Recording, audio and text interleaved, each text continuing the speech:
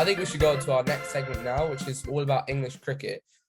I wanted to spend this segment talking about Harry Brook in particular. 10 50s in 11 innings.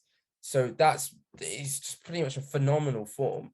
But people are still saying that, he's pretty much not going to break into the England Test team, for the squad, for the 11 against New Zealand. People like, you've got Bairstow in as a middle order role where Harry Brook could be, or even Ollie Pope as 3. So there's no space for Harry Brook.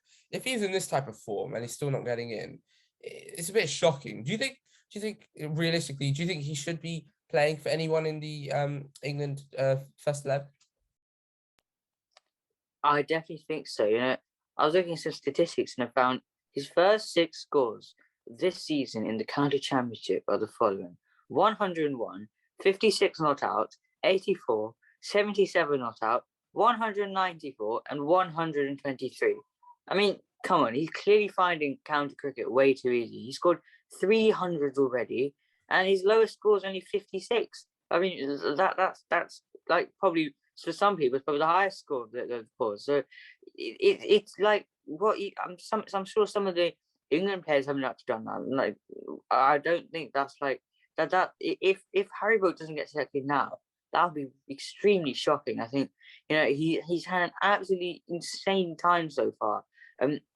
If he's in form, he's clearly in form. He's in a lot of form. So I think he definitely should be playing. He should get a few games at least. Let's see how he does against New Zealand. Upcoming couple of days. So he's had an absolute amazing time so far in the county championship. So I think if he's finding county cricket too easy, that's got to be the perfect time for him to look at England cricket and start playing regularly matches for England. So I think the English selectors will definitely look at that and say, he's clearly he's clearly finding county cricket too easy. So he should really be stepping up now and trying to, score runs at the international level as well.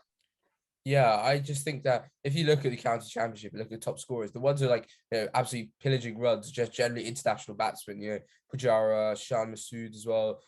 They've been scoring a load of runs, and Harry Brook is in and amongst that. It just shows that he's a level above, and it's not that he's just been doing it for these last few matches. He's been doing it over the last couple of seasons as well. So I think that if he's not pushing for any selection now, when is he ever going to push? This is probably the best form he's going to be in his entire life. So I just think that Ollie Pope is really looking like he could lose his place, honestly, because Johnny Bairstow's had good form in the Ashes towards the end as well, and he's generally going to be in the England team. He's a very good player at number 5. Ben Stokes at 6, Folkes at 7. So you've got the middle order sorted. Opening is Crawley, Lees pretty much confirmed. Lees could be, replaced potentially second test.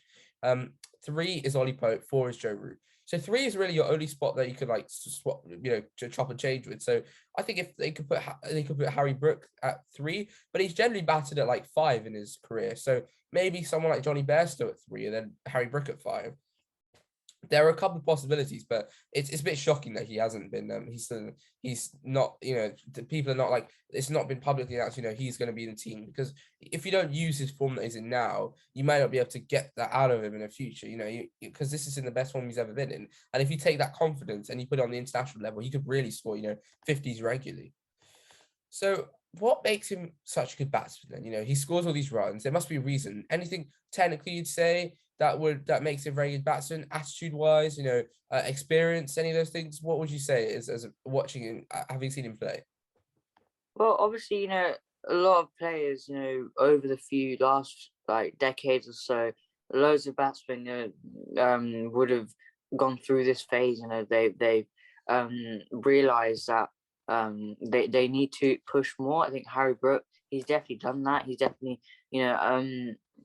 looked at the fact that, okay, why am I not in the England team yet? Okay, maybe let's push even further. I think that's a mental thing as well, really. I think, mentally you've got to have that motivation to want to get into international cricket, because even if you're struggling, really, you've just got to have that mental stamina, that mental push to be wanting to, because loads of people, really, there's plenty of batsmen out there in county cricket that are pretty good, but I think the thing that differentiates England players to county cricket players, I think that's really a mental thing, I guess.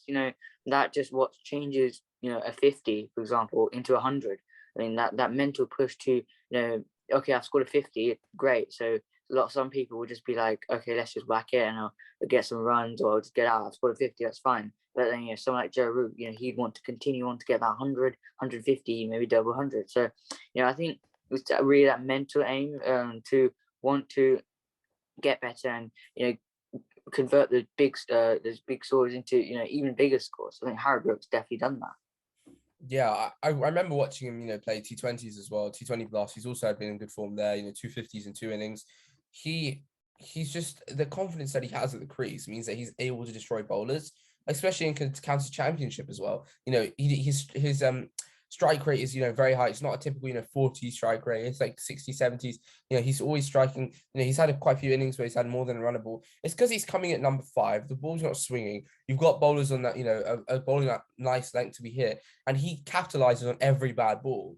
He's not that, as a player in English cricket, especially if you're coming in at 5, you need to be able to, with test bowlers, they're not going to bowl many bad balls, but when they do, you need to be able to hit it for 4. So your strike rate on balls that are like, wide of off stump and full length needs to be, 200, 300 strike rate, because, anything that's on good length and it's targeting your stumps, you're going to be defending. Anything that, is swinging a lot, you're going to be leaving. So you've got to be able to capitalize. I think Harry Brook can do that really well. That's why I wouldn't be inclined to put him at 3, because I don't know, against a new ball, test bowlers swinging a bit more, and with the speed that they bowl at, I don't think, I think he might struggle. And I don't think it's really fair, because that's not where his talents lie. His talents lie at, the top order has scored, 250. Now we've got to start pushing on, the run rates at 3 or 2.5. We want to get it up to like nice four runs and over. We've got to start smashing, and you've got to start taking the bowlers down. And that's something that he can do really well. So as a 5, I think it'd be perfect. But it depends on whether, England want to really drop someone like Ollie Pope, who they, view as like a future talent as such, and they want to drop him and put someone like Harry Brook in. But I think it's easy. I think I'd make the swap, because, Ollie Pope's been given quite a lot of chances over the last few years. Maybe not recently, but the last few years he's had quite a few chances to. He just hasn't done good enough recently, which is, I think it's a good reason to drop him, to be fair. In terms of experience, what would you say in terms of how experienced is he as a player, Harry Brook? Well, he has played he's played all around the world, really. I think he's played a bit of PSL, but he's played like a lot of cricket all around the world. So when you do that, it improves your experience, obviously, and improves your ability to play in different conditions. I think that's something he's improved. So that would be something that England will really be looking to. They want, clearly they struggle. Like, obviously, we talk about that too much now, but they've struggled, a great deal in Australia. They didn't have a great time in West Indies, and they need someone who can play in different conditions. And I think it's fine having players that can play in England, play well in England, but you want people that can play in other countries, India, in the subcontinent. And I think Harry Brooks, that's something, another thing he's got.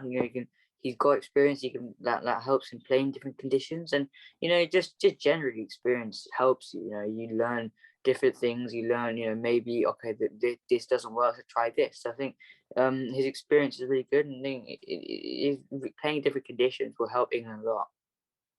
Yeah, I think as an England selector, we don't want a batsman who can play well in just English conditions, but at the same time, we don't want someone like Darwin Milan who can play well in Australian conditions but struggles everywhere else. We want someone who's versatile enough to. They don't need to do amazingly in one area. They just be able to do it consistently around everywhere. That's someone like Joe Root, who's shown that he can, he can be consistent. Excuse me. He can be consistent he can be consistent in England. Joe Root can be consistent in Australia decently. He hasn't got a century, but still consistent. He can be consistent in the subcontinent against players like in countries like India and Sri Lanka, where it spins a lot. So you need to be able to do that, and for that you need to be able to play spin. You need to be able to play pace. You need to be able to play swing. So it's just generally being an all-round player, and that's something that Harry Brook can be. We haven't seen too much of it because he's primarily played in English conditions. In T20 Blast County Championship, the ball swings. It doesn't spin that much at all. So I think if he gets a run in the England team, he needs to get a long run. He can't be like, okay, you've had 2 matches here. New Zealand Test Series. Oh, you scored, top score maybe 30 or 40. Bye, you're dropped, and we're going to put someone back in. You've got to be able to give him a long run. I think the new head coach Brendan McCullum, and Ben Stokes, I think they're willing to give that long run because they know that for a reset, you need to find your best players first before you put out your best team. You can't put out a best team if you don't know who your best players are. So I think that's something to think about realistically. Yeah, in terms of Harry Brook, I think that's pretty much it for us. So, there's a chance of him getting selected. I know I could 100% say that, but there's nothing guaranteed. And but it looks like unlikely that he's going to be selected for first test. Maybe for the second test after we see, let's just say someone like Ollie Pope doesn't score many runs, and they think, okay, we'll give Harry Brook a try. Because but either way, Harry Brook is an example of one of the many England talent that's still in and around the test arena. You've still got Dan Lawrence, Harry Brook, Ollie Pope. If you want, you have Dom Sibley, who's like playing County Select 11. There's still loads of players, so there's nothing confirmed yet. But the first test in the New Zealand England test series in England is on starting Thursday. So we'll see how that goes, and we'll do an episode talking about that as well once the test is finished. Yeah, apart from that, that's it for today. Thank you, Zay, for recording, and yeah, we'll see you in the next one.